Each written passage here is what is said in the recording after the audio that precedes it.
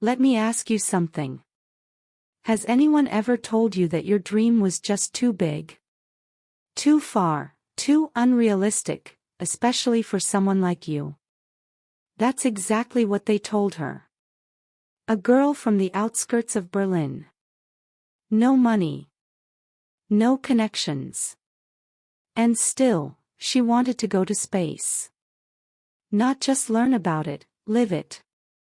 To float above the earth with a suit that carried her name. They laughed. Called it a fantasy. Said it wasn't for people like her. But instead of looking down, she kept looking up. And what happened next will stay with you for a long time. The sound of the helmet locking into the pressurized suit echoes like a seal of victory. Inside the European Space Agency's training center, Sabine takes a deep breath. For the first time, all she can hear is her own breathing, muffled, steady, wrapped in silence. On the other side of the thick glass, engineers watch her closely, holding clipboards. But for Sabine, this moment floats outside of time. It's 2042. And yet, inside that helmet, she's just a little girl again, eyes wide with wonder, staring up at the sky through her bedroom window. She was 8 years old the first time she said she wanted to be an astronaut. It was a rainy afternoon in Berlin. Her noisy classroom fell silent for a second when she held up her crayon drawing and declared, "I want to float in space." The teacher smiled politely, but the other kids burst out laughing. "An astronaut? You?" one boy scoffed. "You don't even speak English," said another. Sabine looked down, folded the drawing, slipped it into her pocket, and carried it home with quiet determination. She didn't need anyone to believe in her. She only needed herself. Growing up in the outskirts of Berlin meant gray buildings, tired parents, neighbors who barely spoke, and a world that always felt too small. The sky she saw from the rooftop was crossed with wires and smoke, but still, every night, she climbed up with an old blanket and a worn-out book, just to stare at the stars. It was there, lying on the cold concrete, that she asked questions no one around her could answer. And even without answers, she never stopped asking. People told her that dreams don't pay the bills. That girls like her don't go far. That the sky is nice to look at, but not to reach. She disagreed. Quietly. Always looking up. The sky wasn't just beautiful. For Sabine, it was an invitation. A question without an answer. And it all started with an old book, forgotten inside a donation box at school. She was 9. The book's cover was torn, its pages stained, but the pictures, oh, the pictures still glowed. Saturn with its perfect rings, spiral galaxies that looked like cosmic ice cream, moons with names she couldn't even pronounce. She carried that book home like a secret treasure. And that same night, she climbed onto the rooftop with a flashlight and a thin blanket.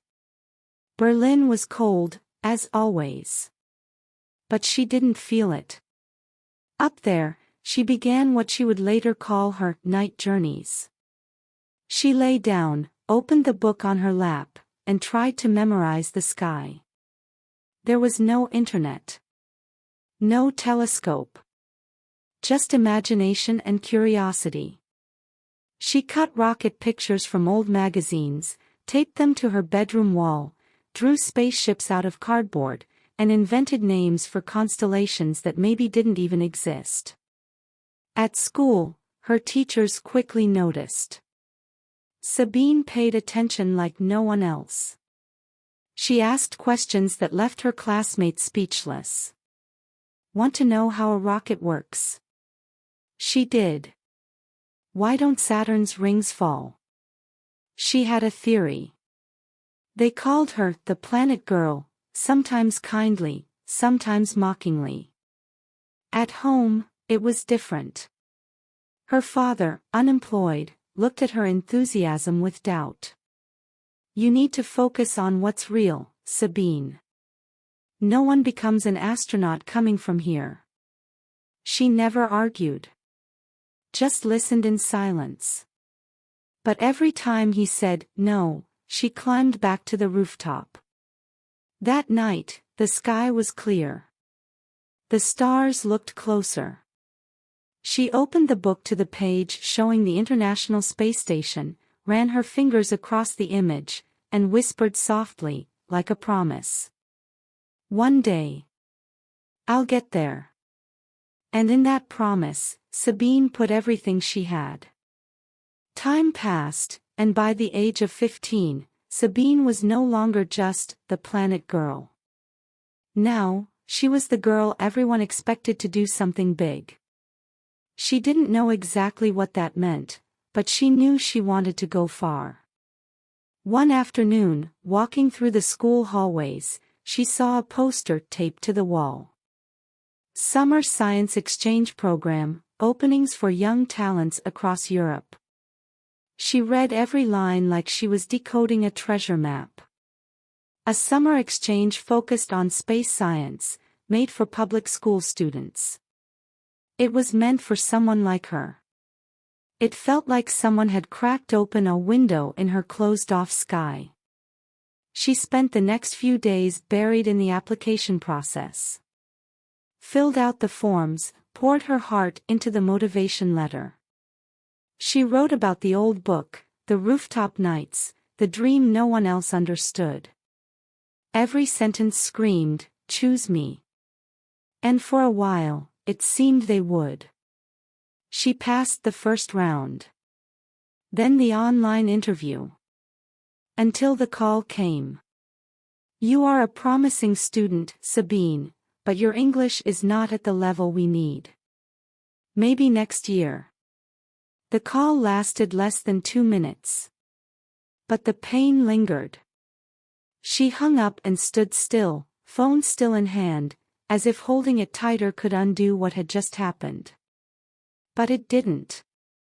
In the days that followed, the book stayed closed. The stars, forgotten. For the first time, Sabine thought about giving up. Days went by until, one sunny afternoon, there was a knock on the door.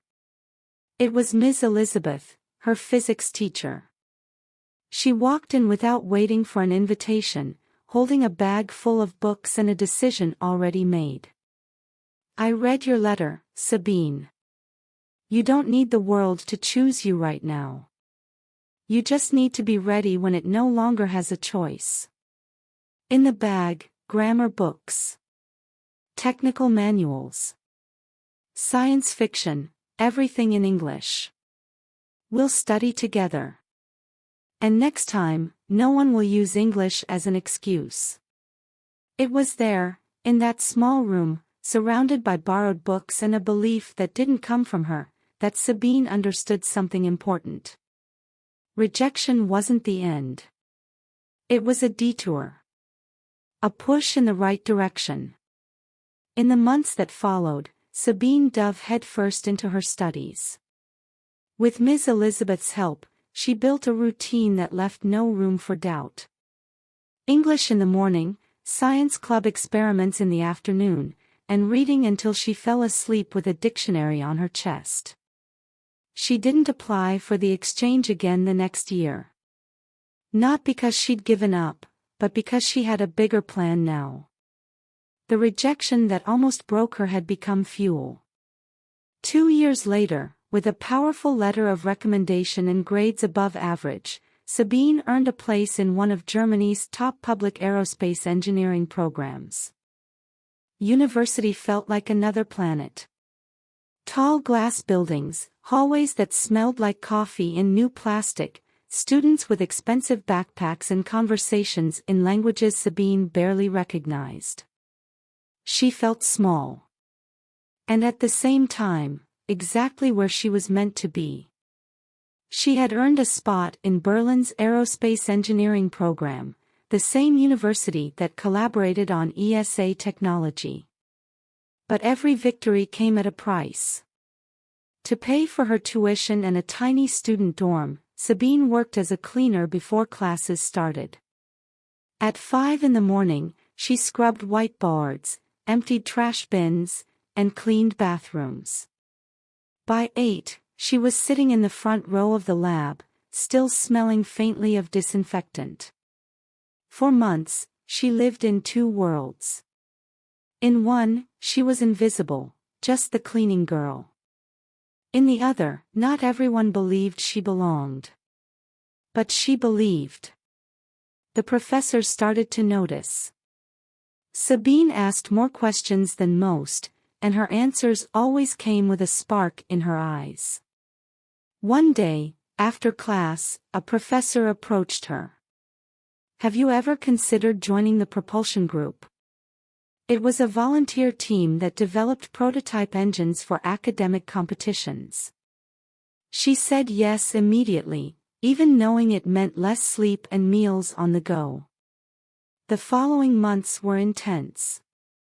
But everything changed with one announcement. She had been selected for a 6-month exchange program in France, with direct access to the European Space Agency headquarters. On the day of the official visit to ESA, Sabine stood in front of a display capsule. She reached out and touched the outer shell with her fingertips, like it was something sacred. On the plaque, it read, "Mission, Earth. Destination, Beyond." She read it 3 times. A shiver ran down her spine. In that moment, she knew, she was no longer just a girl with a faraway dream. She was a woman on a collision course with the impossible. And she was getting closer every day. Her semester in France flew by in the blink of an eye. But instead of making her dream feel distant, it lit an even stronger fire. Sabine returned to Germany with a new light in her eyes, and a plan as precise as the math formulas on her dorm wall. The next step wasn't another internship or scholarship. It was space. She pinned a new paper beside her equations and star maps. ESA, astronaut selection now open. It wasn't just an announcement. It was the call, the one she'd been waiting for her whole life. The application didn't just ask for degrees. It demanded physical strength, fluency in multiple languages, hands-on technical experience, emotional stability, and resilience. Sabine read each requirement like a top-secret mission briefing. She knew it was hard. But hard never meant impossible. Over the next few months, she turned her life into a private training camp. She woke up before sunrise to run, built stamina with makeshift equipment, and studied advanced physics during coffee breaks. She watched Russian science videos with English subtitles, repeating phrases out loud until she memorized them, in the shower, on the train, even in her sleep. Then the selection process began. Cognitive tests, medical screenings, survival simulations, technical interviews. With each stage passed, she crossed off a square on her whiteboard, like clearing levels of a space mission. But the final test was the most intense, the last interview, in Brussels. A panel of ESA experts. One day. One shot to prove that a girl from the outskirts of Berlin could earn her place in a spacesuit. The night before, everything went wrong. Her train was delayed, the station was packed, and her shortcut turned into a stumble. She fell, scraped her knee, and tore the hem of her pants. But she got up, wiped the blood with a tissue, and kept running. She walked into that room with messy hair, a racing heart, and the gaze of someone who never took her eyes off the sky. 3 weeks later, an email arrived. "Welcome to the ESA astronaut program." Sabine didn't cry. She just looked out the window, saw the sky, and whispered. Ich hab's geschafft. I did it. The first time she floated inside the capsule, Sabine didn't say a word. She was inside the International Space Station, her body weightless, her eyes fixed on the window. Earth was spinning below, silent, blue, massive, and yet, so small. For a moment, everything stood still. No city noise, no phone notifications, no rushed voices. Just the silence of space, and the calm breathing of someone who had finally arrived where she always belonged. She used to look up and wonder. Now, she looks down and understands. She rested her forehead against the glass. Saw clouds covering continents, city lights twinkling in the darkness, and for a second, everything came rushing back. The cold rooftop where she lay with an old book about planets. Her father's voice saying, "This isn't for people like us." The night spent translating words that once felt impossible. The rejections, the stumbles, the scraped knees. All the times she almost gave up, but didn't. Now, in orbit, it was no longer just about her. It was for every girl who looks up at the stars and hears the world say, no. It was proof that, impossible, is just a word we use for things we haven't truly tried. Sabine closed her eyes for a moment. And smiled. Because there, floating 400 kilometers above Earth, there was no more doubt. She wasn't just a poor girl with a dream. She was an astronaut. And for someone who was once told that dreaming big was dangerous. Nothing had ever felt safer than being exactly where she was. Now tell me. Have you ever had a dream that felt too big? Or someone who told you that you couldn't make it? Share in the comments what this story made you feel. Your words might inspire someone else not to give up. If this journey moved you, imagine how many more stories can teach, inspire, and remind you that nothing is impossible. Like this video, share it with someone who dreams big. And subscribe now so you don't miss what's coming next.